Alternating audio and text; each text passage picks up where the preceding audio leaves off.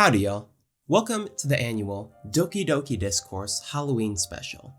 Previously, in this, the spookiest time of year, we've examined how conservatives instill fear in their base and the general population in order to increase support for their political goals.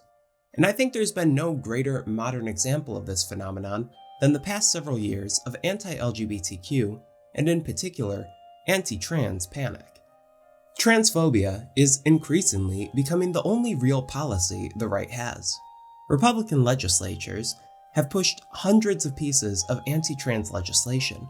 Prospective GOP candidates are touting their tough on transgender people bona fides, and trans people are a constant topic of the right-wing media machine, with much of the newer wave of annoying talking heads getting their breaks through transphobic content. There's a decent likelihood you saw a transphobic ad in front of this very video. This is not a mistake, but an intentional move. Right-wing media is putting tons of money into advertising on any video that discusses LGBTQ issues. They want to be the ones to control the narrative on trans rights. That starts with shaping public perception, and their chosen method to do so is fear. So today, we're going to go over some of the most common anti-trans talking points, break them down, examine the general themes and goals backing these arguments, as well as how they influence public policy, and finally, we'll look at what this means for the future. Before we get started, this one's heavy. We're going to be getting into pretty much all the phobias and isms. Be advised. With that being said, Part 1. Are trans people coming for your kids? One of the most pervasive myths coming out of right-wing circles at the moment is that there's some sort of concerted effort to indoctrinate children into being trans. Opponents of LGBTQ rights point to increasing numbers of kids identifying as trans as evidence of this supposedly unnatural rise. Before we get into the reasons attributed to this trans explosion, I think it's important to look at how many trans kids there actually are. A 2021 Gallup poll found that 2.1% of Gen Z identifies as trans, and a CDC analysis of government health surveys put the number at 1.4%. While these numbers are higher than previous generations, they're not really alarming. For starters, trans people existing isn't inherently scary. Like, they're not fucking vampires. But also, these numbers are pretty easily explained when you consider wider cultural context. While there has been an uptick in anti-trans rhetoric in recent years, there's also been tons more positive coverage of trans people, representation of trans people in media, and just general awareness of being trans as a thing. Where a dysphoric child in the 80s might have no idea how to reckon with their feelings, kids today are more likely to at least be aware that being trans is a thing. And when you account for the internet, which gives modern youth the opportunity to answer questions they have about themselves, explore their identity, and find community among people undergoing similar experiences, it's never been easier for trans kids and teens to realize who they are. And the increasingly accepting culture makes it easier for many to openly identify as trans. It's become sort of a tired cliche in this discussion to point to this graph of the history of left-handedness. And I'm not above cliches, so I will also point to it. For the longest time, there was a great deal of discrimination towards left-handed people. If you ask my mom, she'll tell you there still is today. But because of this, many people who were naturally left-handed were forced to conform to the standards of a society that viewed right-handedness as the only acceptable way of being. Once these social stigmas went away, the left-handed population nearly quadrupled in just a few decades. This was not because lefties, feeling reaffirmed with their improved social standing, were indoctrinating children into their sick ideology of using a different hand to write. As the population soon reached a stable point and has stuck there since, it's clear that this was just the natural percentage of the population that was left-handed and likely always had been, with previous numbers kept artificially low due to discrimination, forcing natural lefties into repression. The same is almost certainly true with transgender people. If previous generations had been afforded the same level of community, information, and societal acceptance, admittedly a very low bar. We'd likely see the same thing we're now seeing with Gen Z. I know that was quite a bit of preamble before getting into the actual arguments, but when you have even the slightest grasp of the actual reasons for this increase in trans youth, the baseless fear-mongering becomes incredibly easy to see for what it is. Let's start with one of the seminal texts of the TERF movement, Abigail Schreier's Irreversible Damage. If anyone still watching has reservations over my characterization of the anti-trans movement as peddling in fear, you can dispel them here. The cover features a caricature of a young girl with a large hole cut in her stomach.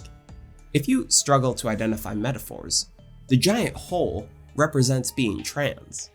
The book's subtitle is The Transgender Craze Seducing Our Daughters, and once you flip past the positive reviews from Dennis Prager and Ben Shapiro, the first section is titled The Contagion.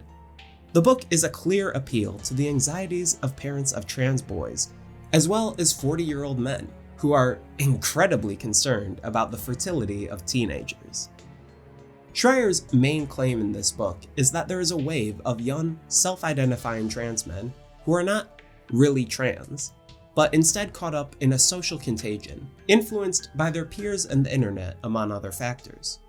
Schreier says that while she loves and respects real trans people who are adults, these youths are simply suffering from what she calls rapid onset gender dysphoria. Now, to start, I hate how every time someone is making a transphobic argument, they'll say some shit like, "Oh, I don't hate trans people, I just don't support the transing of kids." 'Cause where the fuck do you think trans adults come from?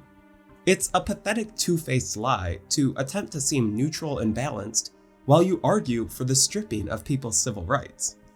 Now, in supporting her idea of rapid onset gender dysphoria, Schreier doesn't turn to research, medical journals, or anything that holds any actual weight. 'Cause she can't. It's a made-up term to describe a made-up social contagion. Instead, the narrative is largely reliant on interviews with the unsupportive parents of trans masculine youth, many of whom were no longer in contact with their children after having rejected them.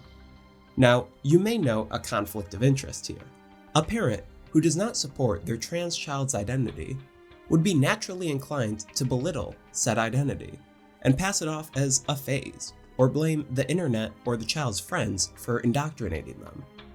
But there's also another problem with only interviewing the parents, who have a very limited scope on the internal thoughts and external lives of their children. If you wanted to actually understand the identities of these kids, you'd need to talk to them directly. But if she had, Schreier might have a harder time pushing her narrative. When giving the accounts of various trans youths, Schreier notes that she changed several details so none of the people discussed in the book would be able to recognize that they are the ones being talked about. In his breakdown of the book, Dr. Jack Turbin notes that this practice was almost certainly done so that none of the trans people mentioned would be able to give their stories or correct any lies told about them. So Schreier is not merely delivering a one-sided account, but also ensuring the other side has no recourse to respond. The idea that friend groups or the internet is what's making kids trans is an intriguing one to people who are unfamiliar with trans issues, deeply stupid, or both. But it's just not true. When it comes to groups of friends having multiple or even entirely trans members, there's an easier answer than social contagion. Friend groups are often established over shared interests or experiences. A group of young trans kids would be able to share in their similar experiences regarding their gender identity. And in a world where a large chunk of the population is either unaware of or hostile towards trans identities, trans people often find solace in establishing friendships with other members of the LGBTQ community, specifically other trans people, with whom they don't have to be worried about rejection or feel the need to explain basic concepts all the time. All this to say, it's not weird to have a friend group that's all trans. And it's not inconceivable that a group of closeted trans kids might all come out relatively close to one another, acting as sort of a collective hype team. But when you only focus on the perspective of the parent, you miss any of that. It's a similar situation with the internet. Young people who may already suspect that they're trans can seek out information to learn further, join online communities to explore their identities, although some of y'all need to get off of 4chan, any number of things. It's not that the internet is making these kids trans, it's that these kids are trans and simply using this resource to help them better understand themselves. Now, I kind of buried the lead earlier when I said Schreier doesn't cite any actual studies. While the book mostly focuses on citing Twitter posts, YouTube videos, and her personal interviews, there is one study that is heavily featured in the book, and that is Lisa Littman's study on rapid onset gender dysphoria, Littman being the one who initially coined that term. Her research consisted of sending out an internet survey to parents of transgender youth. Already not a great start, but it gets worse when you learn that the survey was sent out to users who were browsing the websites Fourth Wave Now, Transgender Trend, and Youth Trans Critical Professionals. These are all websites centered around pushing anti-trans narratives. The user base is going to be made up of parents who don't support their trans child's identity. In order to, presumably, defend her garbage methodology, Littman includes the statistic that 88% of respondents believed transgender people deserve the same rights and protections as other individuals. But, who's gonna click yes on the "Are you a bigot" button? Paying lip service to a supposed belief in equal rights for trans people is what basically every transphobe does. Few people want to see themselves or be seen by others as bigoted. But nobody winds up a regular on transgendertrend.com by happenstance. This whole situation, with only interviewing the transphobic parents, reminds me of some of the early attempts to link childhood vaccination to autism, where parents who were already convinced that vaccines gave their kids autism were used as evidence to support that claim. Yeah, no shit they think that. We know what group you're pulling from. But transphobic rhetoric spans beyond just Schreier's stupid ideas. Public schools have become a battleground for the trans debate, with right-wing figures like the Libs of TikTok Twitter account goading their followers into a violent rage over anything a trans, non-binary, gay, or just not explicitly homophobic teacher does in the classroom. Much is made in particular about schools mentioning transgender people or other LGBTQ topics during lessons. Conservative figureheads echo a fear that teaching kids that trans people exist will lead to millions of kids being indoctrinated, or groomed, into becoming trans themselves, as well as claiming that the lessons are inappropriate for young children and will serve only to confuse them. These claims are baseless. It's been observed time and time again that exposure to LGBTQ topics and people doesn't turn people LGBTQ. It literally can't be the case. Plenty of trans people testify to knowing they were trans without ever being taught about or exposed to trans topics or trans people. By blocking this type of education, you're not preventing anyone from being transgender. You're simply ensuring that people don't have the language to express what they were already feeling regardless. It should also be noted that these lessons are not age inappropriate. While there is literally no standard for trans education in the US, with districts having policies anywhere from mandating some basic stuff to making it a fireable offense to discuss, in schools where it does happen, the focus is generally on just introducing a category of people that may include some of the students present, challenging gender stereotypes, and anti-bullying measures. Even when it's gone into in more depth, it's essentially never age inappropriate, unless one considers the existence of trans people as scandalous in and of itself. But even when schools don't require or even prevent trans education, it's still likely to come up. Throughout my time in primary and secondary school, I don't think any teacher ever brought up trans topics during a lesson, but they still came up on several occasions because students would bring them up. Like we covered at the beginning, more and more, kids today know about trans people, but they still might have questions, especially when so much of the information regarding trans people is coming from anti-trans sources. Schools should be permitted to discuss these issues so kids don't wind up ignorant or misinformed. That's kind of, the purpose of education. Another point of contention is the policy of some schools to not disclose to a child's parents if that child identifies as transgender. This is seen as big government engaging in a blatant subversion of parental rights, and trumped up into the schools are turning the frickin' kids trans argument. Several states have pushed forward legislation that would require teachers to out trans kids to their parents. This is bad, and honestly, pretty evil. For one, parents don't get full control over their child's identity, nor do they get to know literally everything about their kid. Minors are still people and have a right to some basic privacy, and for trans youth, there's often a very good reason they're not telling their parents. Because coming out to your parents can often mean rejection, homelessness, even physical, psychological, and/or sexual abuse. Many don't want to take that risk, and even when they have supportive parents, pretty much every trans person wants the decision to come out to be theirs to make when they're ready. But transgender people being allowed to make their own decisions is even scarier to the anti-trans movement. Part 2. Is trans healthcare mad science? Arguably, the single most contentious trans issue today is that of trans people's access to gender-affirming healthcare. Across the nation, dozens of bills have been brought to national and state legislatures seeking to restrict trans people's access to gender-affirming care, particularly for trans youth. These bills have names like the Protecting Minors from Medical Malpractice Act, the Protecting Children's Innocence Act, the Protecting Children from Experimentation Act, and the Protecting Our Kids from Child Abuse Act. The narrative being created is clear. Gender-affirming healthcare is a thing that happens to kids.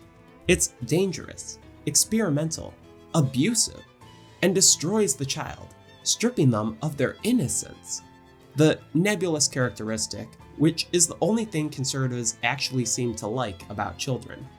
It can't be that children simply are trans, desire this form of healthcare, and pursue it. It must be something that's put onto them by their parents, their teachers, the media, and Big Pharma. This entire line of thinking is predicated on the idea that children simply cannot know they're transgender. But they can. Everyone's experience is unique. Some come to the realization at a very young age. Others don't realize until they're teens or adults. They're all still trans. And quick side observation, it seems like no matter what age someone is when they realize they're trans, that age will be used to invalidate their identity. If someone realizes as a child they're too young, they'll grow out of it. They don't even understand gender yet. But should a person not realize until later in life, they're met with accusations that they never acted trans growing up, and trans people know when they're kids. It's an argument that adapts to ensure no trans identity can ever be a real one. Aside, trans self-identity among children is valid. The vast majority of trans and non-binary kids do not grow out of it as they become teenagers and adults. Beyond this, there is an abundance of caution generally exercised with transgender youth receiving healthcare. Getting onto puberty blockers or hormone replacement therapy as a minor is an arduous task. Prospective youths need parental permission, which instantly rules out anyone with unsupportive parents, and depending on the state, will require varying degrees of medical counseling before being able to get a prescription. Generally, trans youth will only be given puberty blockers, designed to prevent the development of secondary sexual characteristics. The practice of using puberty blockers gives youth even more time to decide if transition is right for them. If a child goes off blockers, their puberty will proceed as it otherwise would have. But studies find that about 98% of those who take hormone blockers as minors continue onto hormone replacement therapy, lending further credence to the idea that children are not being tricked or indoctrinated into transitioning. It's almost like they just are trans. This is why I don't put much stock into the big pharma is pushing people to be trans argument. A lot is made out of how much drug companies are making on hormone replacement therapy, attempting to lead the public to the conclusion they're turning people trans for the profit. But this doesn't hold up. As we've already seen, the overwhelming majority of people on gender-affirming HRT are trans. Sure, pharma companies make a lot of money by producing these medications, but this isn't the result of false or forced diagnoses, nor is it the fault of trans people and their doctors. This is just what happens with every treatment under a medical system whose goal is making a profit. Of course, the arguments against gender-affirming care don't simply suggest that people are being put on hormones too soon or wrongly. Much of the rhetoric surrounding gender-affirming care focuses on portraying the care itself in as horrifying terms as possible. Part of this includes describing the care as experimental. We see this in the language of the proposed Protect Children from Experimentation Act. The idea is that by creating the perception that these medicines and procedures are experimental, the public will conclude that therefore they must be dangerous. And while there certainly is potential danger in prescribing drugs without an adequate understanding of their effects, that simply isn't the case with stuff like puberty blockers and hormone replacement therapy. For puberty blockers, these are drugs that have been in use since the 60s and been used in treating gender dysphoria in children and adolescents since the 90s. We have a long history of knowing the effects of puberty blockers, in large part thanks to their use in cisgender children experiencing what is called precocious puberty, essentially the early onset of puberty. These drugs are also used in treating prostate cancer, endometriosis, uterine fibroids, and yes, gender dysphoria. Detractors often point to the fact that puberty blockers are prescribed off-label as proof that they are experimental, but this also isn't the case.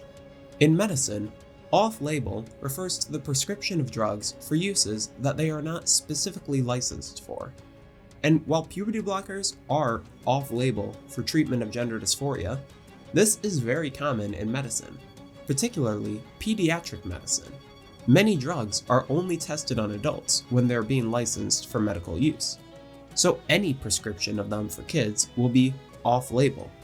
There's been plenty of studies over the past 3 decades demonstrating the efficacy of puberty blockers in treating gender dysphoria. Similarly, we have a long documented history of hormone replacement therapy being used effectively for both transgender and cisgender parents, with feminizing HRT being used for a long time in the treatment of menopausal women. If these drugs were supposedly so dangerous, why is there no discussion of their use in treating cisgender patients? It's not controversial when someone gets treated for prostate cancer or menopause, because the drugs are not the actual concern. The concern is arising solely because of their use in treating trans patients, because they don't want trans people to have access to healthcare. It doesn't matter that essentially every medical society supports the use of gender-affirming care and opposes its prohibition. The anti-trans position was not arrived at after careful consideration of the medical research. It's just transphobia masked as concern. And this vitriol comes out most potently in discussion of trans surgeries. When transphobes describe gender-affirming surgeries, they typically opt for terms such as mutilation. Masculinizing top surgery will often be referred to as chopping off 2 perfectly healthy boobies. Vaginoplasty is often labeled chopping off a penis. The concern is very obviously not medical accuracy, but to conjure the image of all gender-affirming surgery as some sort of slasher-themed medical malpractice, hoping that by merely making the public disgusted enough with gender-affirming surgery as a concept, they can get it banned. I don't think I need to explain to my audience why this is a horrible framing of things, how you can make any medical procedure sound bad by using intentionally inflammatory language, how these procedures have the backing of every major medical association, or how the process for even getting these surgeries in addition to being prohibitively expensive for some, requires so much prior approval and hoops to jump through that it's essentially impossible for a cis person to accidentally get confused for a little bit and wind up with new genitalia. What I'd rather draw attention to is just how dickish this whole view on gender-affirming care is. Imagine finally getting the treatment you've wanted for much of your life, jumping through every hoop put in the way so that you can finally be your true self, taking a figurative and possibly literal weight off your chest. And then some asshole comes around to tell you you've been mutilated and that you were better off in the body that caused you distress. It's an attitude that's weirdly possessive of other people's bodies and simply serves to make any person who wants or has had these surgeries feel bad about themselves. And this standard of surgery equals mutilation is only ever applied to surgeries for trans people. In a previous video, I covered how genital surgeries performed on infants, such as circumcision or corrective surgery on intersex infants, are a widely accepted practice, even when occurring without the possibility for consent. In 2020, an estimated 230,000 teens received cosmetic surgery. There is no national campaign to ban those procedures, even though I thought teens were supposed to be too young to make such life-altering decisions. Much of the push to restrict healthcare from trans youth is centered around this pervasive narrative that they are too young to possibly know they're trans, and that by letting them access hormones and blockers, we risk leading them to a disaster later in life when they realize they're not really trans. The idea of the detransitioner is central to many anti-trans arguments. But a lot of important context is lost in the rush to label detransitioners as proof that the trans agenda is out of control and scooping up countless innocents in its wake. For starters, the number of people who detransition is a small fraction of the larger community. Estimates vary by study, but most put it from about 13 to less than 1% of trans people detransitioning at some point in their life. And while the upper bounds of that range may sound concerning, it doesn't indicate 13% of people regretting their transition or not really being trans. Because the most common reasons for detransition are all external. Pressure from parents, friends, family, difficulties with employment, and discrimination are among the most common reasons given. Because transitioning is hard. For many people, pursuing a social and/or medical transition means losing all their support networks and being thrust out into a world where discrimination against them is often rampant and accepted. It's not that they aren't really trans, simply that they've decided it's best for them not to transition at that time. And it usually is just a temporary decision.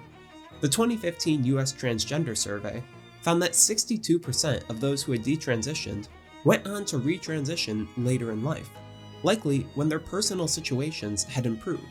Only a small fraction of detransitioners, who are only a small fraction of trans people, are what most people think of when they hear detransitioner, a person who temporarily identified as transgender before realizing they were actually cisgender. It's not that surprising that a small quantity of people who transition go on to decide it's not right for them, and that's fine. I support them being able to return to their assigned gender at birth, and think they should be able to access any necessary healthcare to facilitate that return. And most of these detransitioners don't harbor ill will towards the trans community at large. The issue comes when right-wing media and a few detrans grifters willing to shill for them inflate the supposed threat of massive waves of people wrongly transitioning in order to push legislation to block gender-affirming care. I want to make one thing clear. At the end of the day, the decision to transition is just that, a personal decision. Nobody is forced to transition. You have to give informed consent. If you don't listen to the information, that's also your decision. But your regret is not a justification to strip that right to choose from everyone else. We do not apply this standard of some people may regret it, so we should limit its accessibility to any other form of healthcare. Most surgeries have a small but not insignificant regret rate among patients who receive them. A 2017 review found that about 1 in 7 patients held some sort of regret regarding their procedure, with the numbers being particularly high for breast and prostate cancer patients. Despite many people regretting these procedures, no politician is ever going to call for a ban on treating cancer. And if they did, they'd be rightfully laughed out of Washington.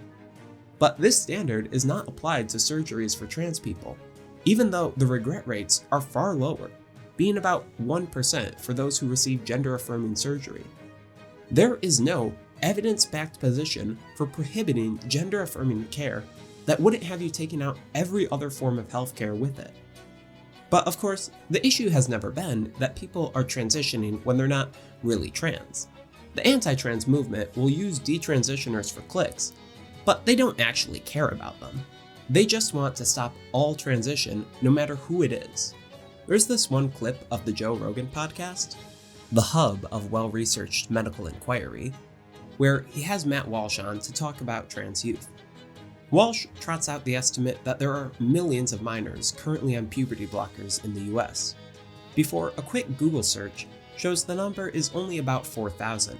It is, of course, quite funny to watch baseless fear-mongering about an unstoppable tide of children forcibly stuffed with puberty blockers be so laughably wrong. But after you've gotten your little guffaws in, this clip is rather sad. For one, the number being less than 1% of Walsh's estimate doesn't serve as a point of self-reflection. Both men still think that children shouldn't be allowed to transition, period, and there's no magical number where they'll start supporting trans kids. And even though the 4,000 figure being small is funny in the context of the clip, there's far more trans kids out there who want to start blockers or HRT, but can't because of unsupportive parents, economics, state laws, or any other number of reasons. Not being able to access gender-affirming care has negative effects that we'll touch on later. For now, I want to draw attention to the fact that when trans people, minor or adult, are unable to access hormone replacement therapy through official medical channels, that doesn't mean they just don't get HRT.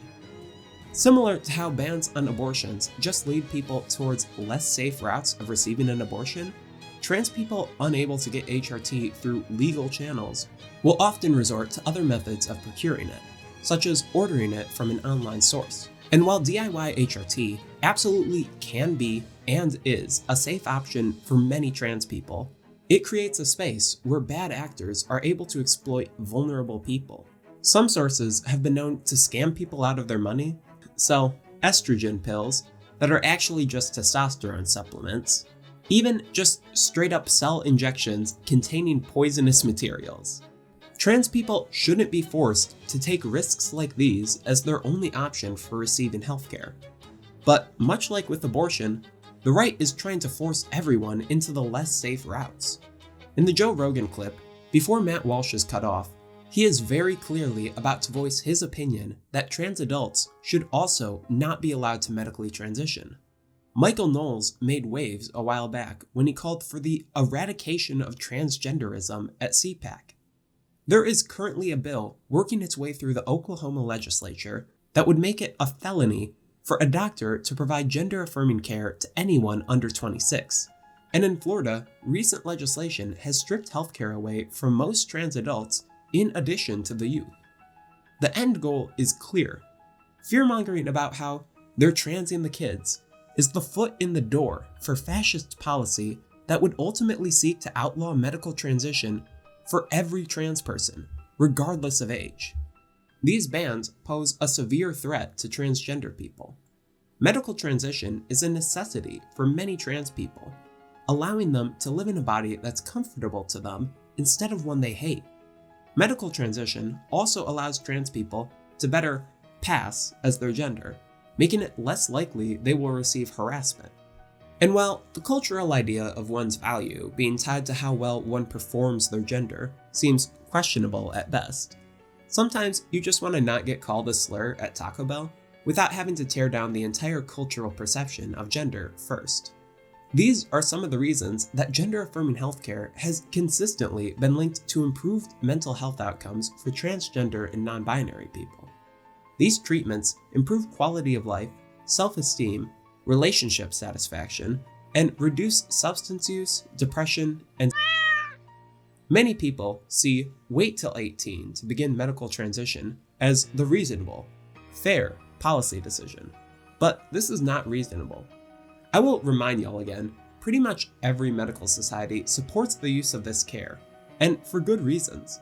Like with adults, the treatment works, heavily reducing the likelihood of trans children suffering from depression or thoughts. Withholding medical care does nothing but waste the time of trans youth, force them to go through a puberty they do not want, to develop secondary sex characteristics incongruent with their identity that can incur tens of thousands of dollars to fix, or simply be irreversible. Banning this healthcare is a pointless exercise in hatred that serves only to create dead trans kids instead of happy ones. Now, the right isn't just trying to stoke fear that trans people are indoctrinating kids and putting them on dangerous medication.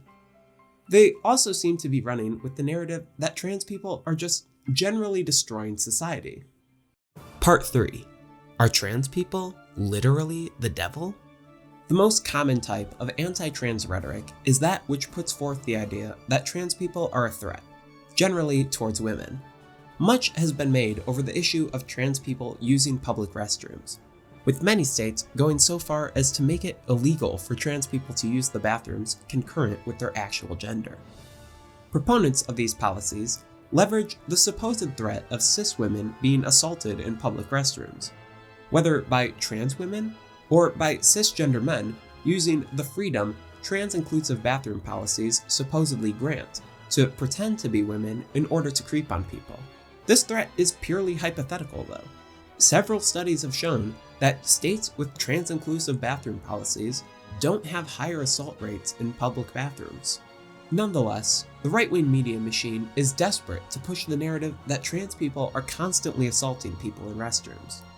Back in 2021, there was focus drawn to a story out of Loudoun County, Virginia, where many conservative outlets would run with the claim that a trans girl had assaulted another female student in the girls' bathroom at a local high school.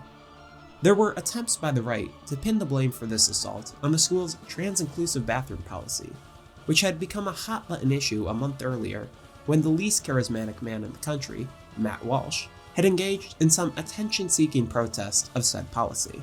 This all seemed like a perfect storm for the anti-trans agenda.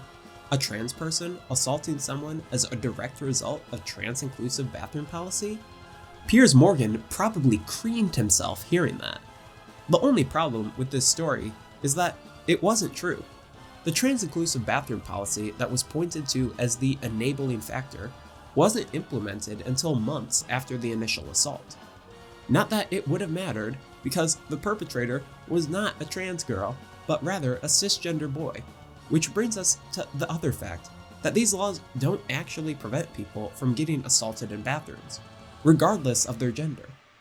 In fact, these laws do nothing but increase assault rates, as trans people forced to use the wrong bathroom are more likely to be assaulted compared to when they can use the bathroom aligned with their gender. Something that doesn't seem to get much consideration from anti-trans activists is that if you restrict bathroom usage to being based on a person's assigned gender at birth, you will, in fact, be forcing men into the women's restroom and vice versa, as trans men will be forced into the women's room. Of course, this is not the goal. The actual intent is to remove trans people from public restrooms and public life entirely. One solution that often gets brought up to the issue of trans people needing to pee, particularly in schools, is to just have them use the gender-neutral toilets. This is how my high school handled the issue. A trans peer of mine was given the key to the single-user staff toilets and could use those whenever they wanted. This may seem like the ideal solution, but it's really not. For starters, the vast majority of buildings simply aren't built with adequate gender-neutral restrooms. My high school was in a relatively new building, but we still had none near the cafeteria, gym, and library. Even colleges, the supposed woke commie gender studies hellscapes that they are, pretty much never have an adequate supply of gender-neutral toilets. I've been in almost every building here at Michigan State University, and while a lot of the newer buildings have plenty, it's clear that designing buildings to accommodate gender-neutral bathroom users has not historically been a priority. The Student Center has 2, on the basement and 3rd floor. The International Center has 1, on the 2nd floor. Berkey Hall doesn't have any. And while the football stadium evidently has one, it's not open to the public. So I guess any trans football fans will just be in for 4 hours of pain. Update, I found it. There's 3 of them in the 70,000 person stadium. They're all super far away from the student section. It took 30 minutes to get into one because of the line, and someone pissed on the seat. So my overall point still stands. Our country simply doesn't have the infrastructure right now that it can be a reasonable expectation that trans people exclusively use these gender-neutral bathrooms. People would be looking at long walks, potentially to a whole different building, every time they need to take a whiz. And maybe some trans people don't want to be forced into a third option that doesn't do anything but inconvenience them. I recognize that for many trans people, gender-neutral restrooms are a more comfortable, safer options, but it cannot be the only option available to them. But what's scarier than a trans person peeing? A trans person skiing. We're talking about sports now. I am the Segway god. The participation of trans people in sports, particularly school sports, and really only in women's sports, has been one of the chief concerns of the anti-trans movement. They warn of a specter of relatively incompetent men becoming women in order to dominate women's sports. This narrative is both transphobic and pretty sexist too. First off, nobody is undergoing medical and social transition for their entire lives to do better at high school softball. Why would they? All the actual money is in men's sports. But it's wrong to suggest that female athletes are so oafishly incompetent that anyone could come from the men's circuit, take feminizing hormone therapy, which significantly reduces one's muscle mass and athletic performance, and still dominate the best female athletes. This is, of course, the exact claim they make about Leah Thomas, a trans female swimmer for the UPenn women's swim team. Leah began her college career swimming for the men's team, but would eventually undergo hormone therapy and join the women's team after 2 years. She would capture national attention after winning the 500-yard freestyle, placing 5th in the 200 freestyle, and placing last in the 100 freestyle in the 2022 NCAA Division I championships.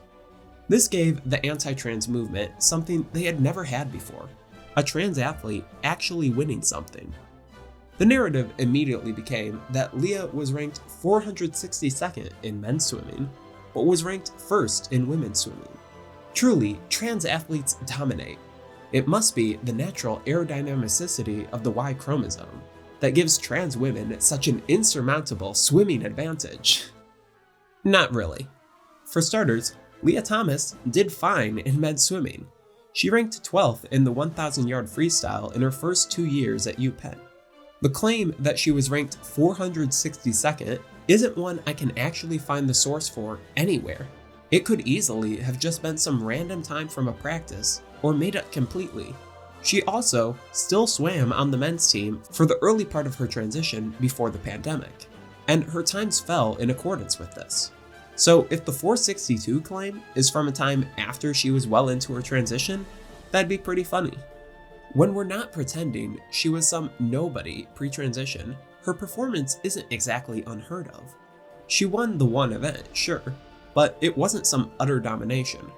Her time wouldn't have won in 6 of the last 9 championships, and some of her competitors had personal bests far better than it. She just swam the best race on that day.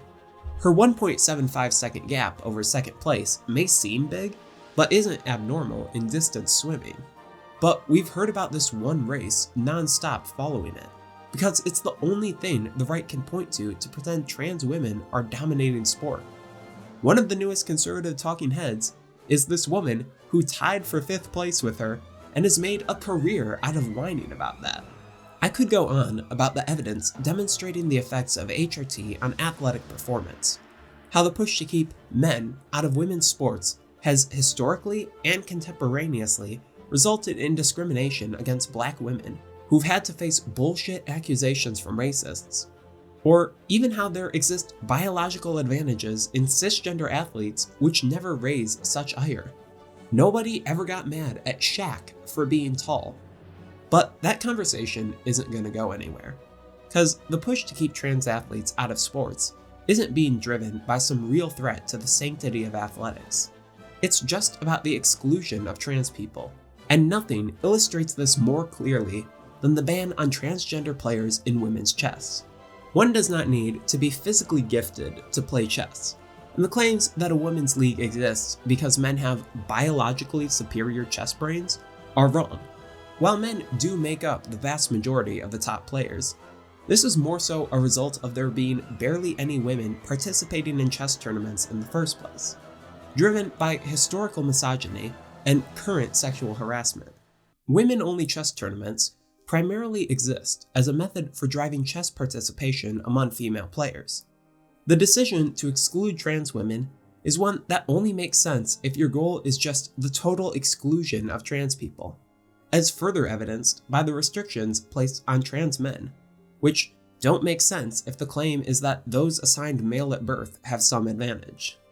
The whole conversation of the inherent biological advantage of trans people is exhausting and stupid, and has been had about every competition from beauty contests to Jeopardy! While it might seem silly at times, at the end of the day, this is millions of people fighting against the right of trans people to simply exist in competition. This reaches its saddest point in bans of trans athletes in youth sports. I've covered previously how conservative politicians are just being straight evil, pushing legislation that seeks to ban just a few children from playing on their school teams, and sure does seem like it's going to wind up leading to genital inspections of minors. While there's a conversation to be had at professional levels on what policies should be adopted for however many years of HRT before allowing participation, with kids, I think it's best to prioritize inclusion. I had a trans dude on my tennis team in high school one year. Bro had barely ever played tennis before joining, so he kinda sucked, but still seemed happy to be playing.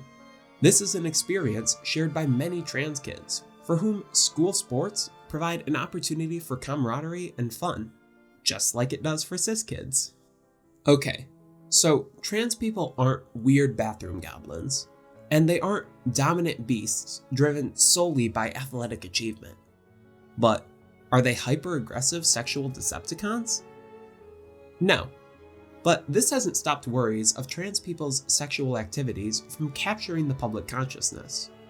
The best example of this fear-mongering would be the BBC article formerly known as "We're Being Pressured into Sex by Some Trans Women." One of my favorite YouTubers, Sean, has a great series of videos on this article that I'd recommend you check out. But the basic problem with this article is that it portrays negative sexual experiences had by a few lesbians, in some cases, experiences which don't even directly involve a trans woman, as some sort of widespread social issue. While I don't think any of the people giving their experiences are necessarily lying, the extrapolation that this is a widespread problem for trans women specifically is a bad one. Members of every identity group are liable to commit some sort of sexual impropriety, but as Sean notes in his video, the BBC isn't going to publish an article titled "We're Being Pressured into Sex by Some Black Men," because that would actually get recognized as just bullshit discrimination and be rejected by the public. Hopefully. But for trans women, there's a much greater acceptance for rhetoric which casts the whole group as a sexual threat.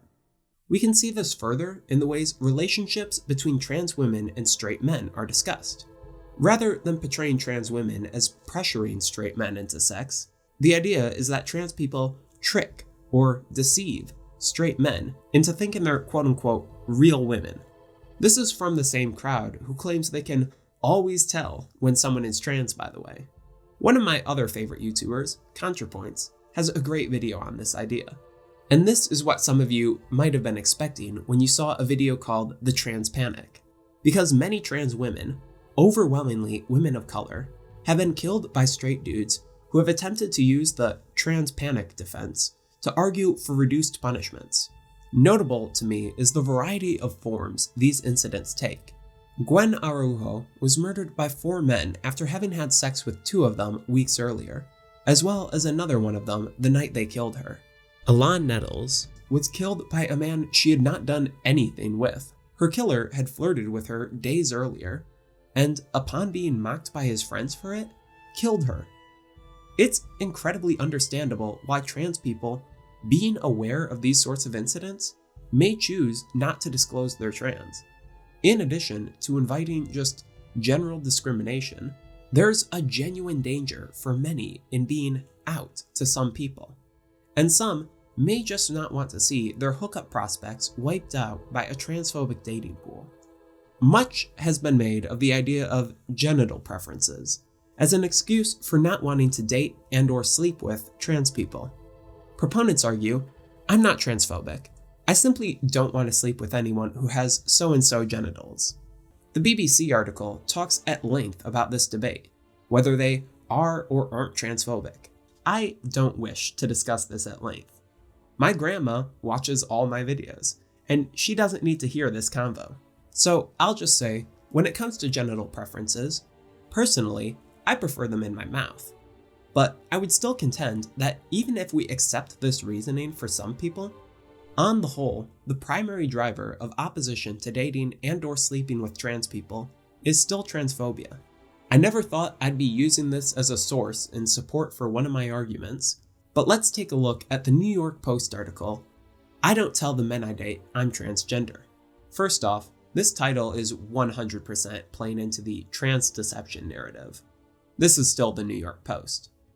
But it covers the experience of transgender model Adia Danielle, who says that when dating men, she waits until she's sure she wants to take the relationship further to tell partners she's trans.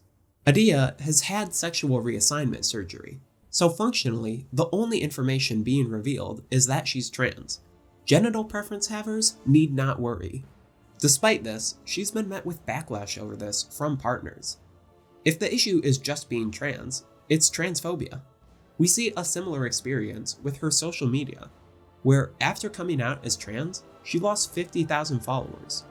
Nobody's Instagram simps are ever likely to be in a relationship with them. It's not like she got less attractive. Trans people being rejected solely on the basis of being trans is just transphobia. It's not someone's innate sexual preferences, it's their societally influenced views. Part 4. Why are we still doing this? Ultimately, we could sit here all day, all week, just dispelling lie after lie about trans people, and still having plenty left over. But it'd be more productive and much more time efficient to just get at the driving forces behind this massive push in transphobic rhetoric. So for starters, let me say that stoking fear about trans people is incredibly politically effective. Kind of. You see, a lot of these anti-trans policies aren't exactly popular electorally, as we saw in 2022, when candidates who had run on transphobic platforms saw pretty meh results nationally. This should not be interpreted as overwhelming public support for trans people, because that just isn't there yet. But even when a voter base doesn't care much about queer issues, a policy of let's take away people's rights is a bit of a hard sell. So why do they keep trying to sell it? Well, conservative politics have historically leveraged bigotry towards minority groups in order to secure votes.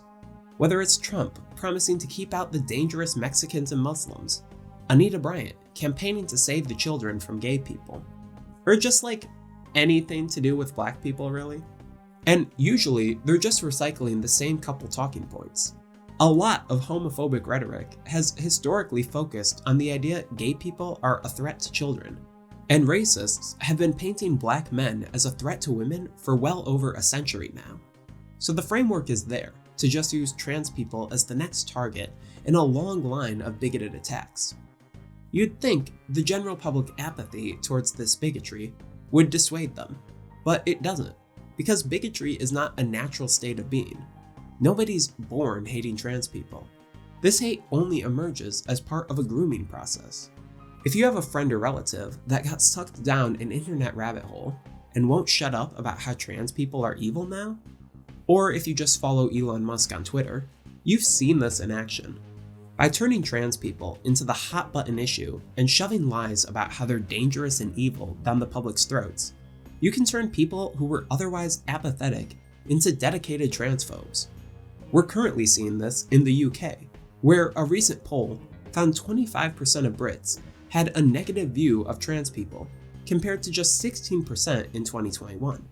Did that new 9% of the country all lose to a transgender person in a bout of footy? Or whatever they do in the UK? No, they were swayed by a sustained hate campaign on the national level that's been advanced by politicians and the media. Once again, we see this same trend repeated in previous moral panics, with opposition to gay sex in the UK rising every year from 1983 to 1987, the result of homophobic rhetoric of the 80s. So, in their attacks on trans people, right-wing politicians are creating the moral panic that they're capitalizing on. It doesn't matter if transphobia isn't popular enough to run on yet. They're confident it will get there. Now, whenever I talk about the strategies underpinning the anti-trans moral panic, I am met with the defense that, no, we just really care about these issues. Protecting women and children is important to us. And listen, I'm not looking to argue with someone over what they believe in their heart. But in reality, none of these proposed policies are really protecting anyone. We could also note how conservative legislation isn't terribly focused on the well-being of women and children. Republican lawmakers have opposed free school lunch, tuition-free college, and really just public education in general. The refusal to take any action against climate change is making the future worse for young people, and the refusal to take any action against gun violence is ensuring some young people won't even reach that future. As far as protecting women goes, Republicans just recently achieved their decades-long goal of overturning abortion rights on the federal level. Even women's sports, the supposed bastion of freedom and feminine greatness, sees most of its problems from stuff like the lack of pay, Title IX violations, and discrimination. If conservatives truly valued female athletes, they'd be on the front lines of the push to secure them better compensation and opportunities. Instead, they're often the exact ones pushing against better pay for female athletes, and spewing shit like fake league, post-real sports, every time ESPN posts about the WNBA. Additionally, many anti-trans policies achieve the exact opposite of what they're supposedly aiming for. Bathroom policies are sold to the public with the promise they will reduce harassment in bathrooms. If it isn't bad enough that the supposed threat of trans people in public bathrooms is a complete fabrication, these policies directly lead to increased bathroom harassment. Trans people face higher risks of sexual assault when forced into the wrong bathrooms, and the social climate these bills create, where one's gender is fair grounds to be scrutinized when they're just trying to take a whiz, opens the floodgates to harassment of anyone with a non-standard gender presentation. I've been questioned on several occasions myself, but many people face far worse treatment, such as being verbally harassed or even dragged out of bathrooms. It's abundantly clear that the aim of this legislation is not to protect anyone. Rather, it simply aims to gain votes by harming trans people. The attacks on the legal rights of trans people are the most obvious example of this aim, but I think there's two additional ways fear is weaponized against this community. The first is when this extreme anti-trans rhetoric, spouted by politicians, media, and activists, motivates people to take violent action against trans people in real life. This is a concept known as stochastic terrorism. When fed a constant diet of information depicting trans people as evil, violent child groomers, many will seek vigilante justice against this supposed threat. It's important to note that any one of these people who commits transphobic violence is technically operating independently. It doesn't matter if the rhetoric of these public figures drove the decision. These public figures aren't punished for the crime. This means that they're free to continue pushing out this rhetoric, all but guaranteeing future violence. This is naturally a tricky situation to navigate. Sure, the rhetoric certainly contributes, but to what extent can you put that on the public figure? I'm a public figure, in a very loose sense of the word, And if I ever got arrested for something one of y'all did, I'd be pissed. But I think anyone putting out this anti-trans stuff needs to be aware that they're potentially contributing, even just indirectly, to harassment and violence. Of course, some are all too aware that they're contributing to terrorism. A lot of you probably thought of her the second I said stochastic terrorism. Chaya Raichik, owner of the Libs of TikTok Twitter account, is one of the most consequential conservative influencers active today. She has a very large audience of very aggressive bigots. She posts about stuff like teachers with pride flags in the classroom, hospitals that offer gender-affirming care, or, just queer people existing in general. And those featured on her page will then become the subject of harassment campaigns. I've previously covered on the channel how her posts contributed to bomb threats against Boston Children's Hospital, and this trend has sadly continued. 11 of the schools she posted about in the month of September reported receiving bomb threats. Chaya Raichik isn't stupid. Wait, no. Chaya Raichik is very fucking stupid, but she isn't oblivious. She knows her audience. She tags school districts in her posts because she wants her followers to harass the school and knows they'll call in these bomb threats. She names and shares the profiles of individuals she covers because she wants to make their life hell. The message from Raichik and the anti-trans movement at large is clear. Be openly LGBTQ and you will be subject to harassment. Openly show support for LGBTQ people and you will also be subject to harassment. We saw this play out in California, where Laura Ann Carlton was shot and killed by a man for flying a pride flag outside of her store. This does not happen in a vacuum. The shooter had online profiles which shared tons of anti-LGBTQ posts. This was not the first, and will not be the last, killing motivated by anti-trans media. Any platform that values the safety of its users would remove people like Chaya Raichik and Matt Walsh. But they're active on Twitter, which is owned by Elon Musk, the most followed transphobe on the planet. So the stochastic terrorism doesn't appear to be stopping anytime soon. But the harm this rhetoric does to the trans community isn't all external, because transgender people hear the stuff that these politicians and media figures are saying. They see the constant news stories about them being evil. They see all the bills being proposed and passed to take away their rights. If they look for books on trans topics, the top results are filled with transphobic books like Irreversible Damage. If they try to do research about gender-affirming surgery, they're likely to be led to news articles about how it's dangerous mutilation. If they try to watch YouTube videos about trans topics from an incredibly insightful, attractive, and witty video essayist, the ads will all be about the dangerous trans menace. I've heard the claim that transgender people just want to live in a bubble, shielded from criticism. And while not wanting to be criticized purely on the grounds of existing seems pretty reasonable, the reality of the trans experience is essentially the exact inverse. No matter where they go or what they do, they'll inevitably come into contact with anti-trans rhetoric. Go in the comments of any popular post about a trans person, and there's going to be someone misgendering them, or calling them a groomer, or pointing to barely distinguishable details of their appearance as evidence they don't pass as their gender. All of these can be sources of great anxiety for trans people. The constant looming threat of legislation poised to take away their rights, if it hasn't already, has been reported by many LGBTQ youth to have severely worsened their mental health. And constant exposure to anti-trans rhetoric, coupled with negging from transphobes, can lead many trans people to take out their insecurities on other trans people. There's this video that popped up on my Twitter feed the other day of a trans woman saying that trans women who are not on hormones and/or haven't gotten bottom surgery aren't transgender. The claim doesn't take into account that many people have economic or social factors impacting their ability to medically transition, or that many trans women don't mind their genitals that much and are fine keeping them as is. But the more interesting element to me was how she frames the argument.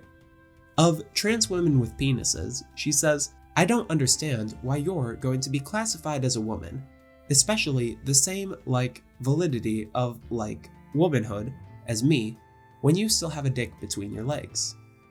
The video is mostly her asserting her supreme validity within the trans community.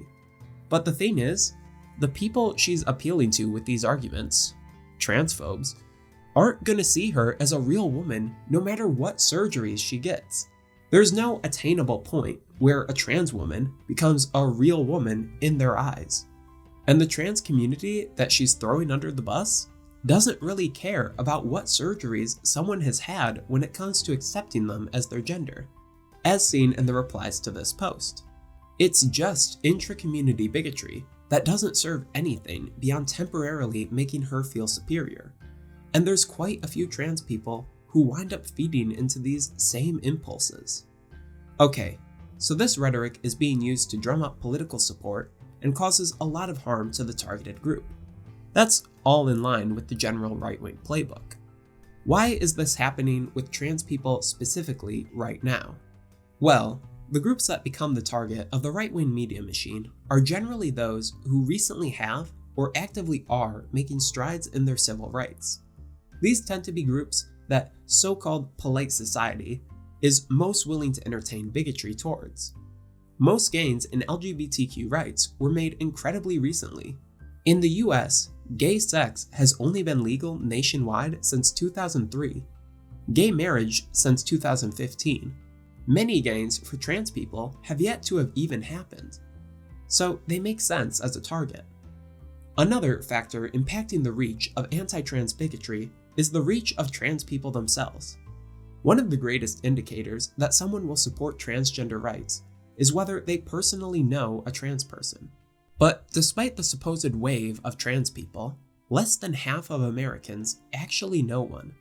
This means that their views on trans people are being shaped solely by a news media landscape that pumps out transphobic drivel, as well as depictions of trans people in popular media which span the range of stuff like The Crying Game, which plays into the idea of trans women tricking straight men, to a wealth of horror movies like Psycho, Sleepaway Camp, and Silence of the Lambs, which depict either trans women or male crossdressers as violent killers, seeking to vindictively torture cis women for their own sexual satisfaction. Yeah, I wonder if this has shaped public perception at all. Part 5. Our Scary Future. This fear rhetoric is heading rapidly towards one direction, and that's genocide.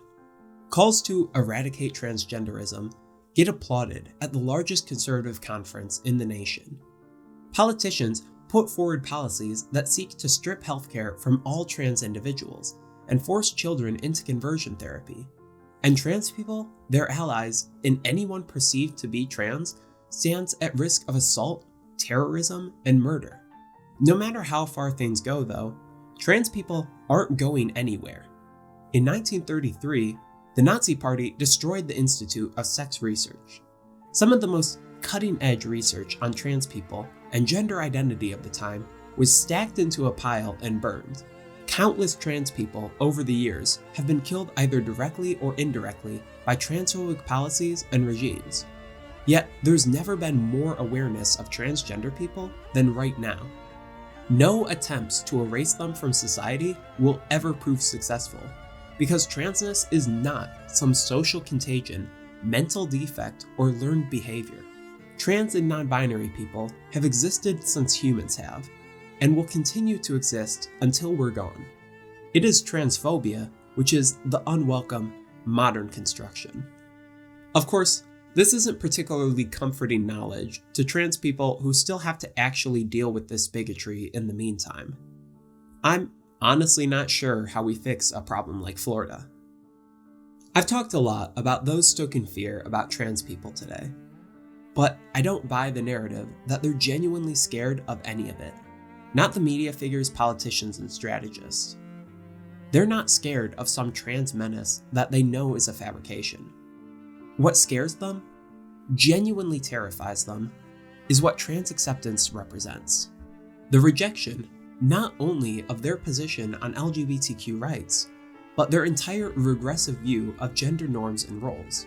Transphobia is not compatible with feminist thought, and trends towards the most extreme prescriptivist gender essentialism. This is why we see supposedly feminist figures like J.K. Rowling allying themselves with fervent anti-feminists like Kelly J. Keene as they entrench themselves deeper into their bigotry. When Matt Walsh asks, "What is a woman?" it's not because he's looking for a genuine discussion. It's because he and his ilk are desperate for a return to simple patriarchal construction of gender roles. His documentary literally ends with his wife asking him for help opening a pickle jar for fuck's sake. It's a pathetic grasp at a version of gender that has never been that simple. If you're scared of society moving to a point where trans people are accepted and our views of gender are radically challenged as a consequence, well, bitch, you should be, because the floodgates are open. The journey may be murky and troubled, but the destination is clear. In truth, the real monster isn't trans people. It's always been patriarchy and discrimination.